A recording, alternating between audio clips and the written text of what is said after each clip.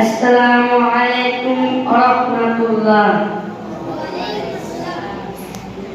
ইন্নাল হামদালিল্লাহি ওয়াহদা ওয়াসসালাতু ওয়াসসালামু আলা মান লা নাবিয়্যা বা'দা আম্মা বা'দ।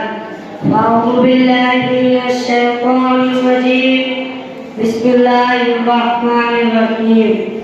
কুল হুয়াল্লাহু আহাদ আল্লাহুস সামাদ লাম ইয়ালিদ ওয়া লাম ইউলাদ ওয়া লাম ইয়াকুল লাহু কুফুওয়ান আহাদ। সমস্ত তারিফ, সমস্ত প্রশংসা সেই মহান রব্বুল আলামিনের জন্য, যিনি আমাদেরকে এই মাগরিবের সালাতের পরে এক সপ্তাহের আঞ্জুমানের বসার তৌফিক দান করেছে। তাই সকলে ছোট্ট বাক্যের দ্বারা বলে থাকি আলহামদুলিল্লাহ।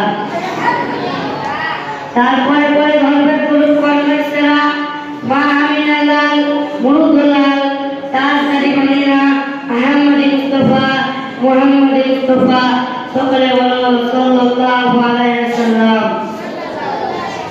আমার সামনে বসে থাকা ছোট বড় তালবীর ভাই সকল ও আমার পাশে বসে থাকা শিক্ষক মহাশয়, আপনাদের সামনে যে বিষয়টি নিয়ে ধন্যবাদিত হয়েছি এবং বলবো মনে করেছি, সেই বিষয়টির নাম হচ্ছে আল্লাহর জন্য ভালোবাসা। আবু হুরায়রা রাদিয়াল্লাহু তাআলা বলেন, রাসূল সাল্লাল্লাহু আলাইহি সাল্লাম বলেছেন, আল্লাহ যখন কোন ব্যক্তিকে ভালোবাসেন তখন জিবরাইলকে ডেকে বলে, হে জিবরাইল, আমি অমুক ব্যক্তিকে ভালোবাসি, সুতরাং তোমরাও তাকে ভালোবাসো।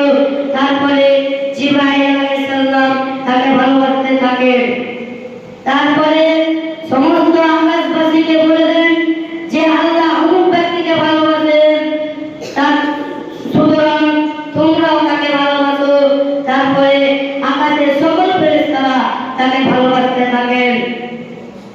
সে ব্যক্তির জন্য জমিনেও জনপ্রিয়তা দান করা হয়।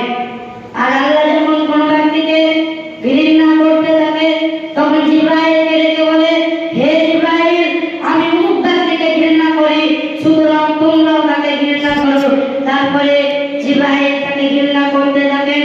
জিবরাইল সমস্ত আকাশবাসীকে বলে দেন, আল্লাহ অমুক ব্যক্তিকে ঘৃণা করো, তোমরাও তাকে ঘৃণা করো। তারপরে আকাশের সকল ফেরেশতারা তাকে ঘৃণা করতে থাকে। সে ব্যক্তির জন্য জমিনেও মানুষের মনে ঘৃণা সৃষ্টি হয়। আবু হুরায়রা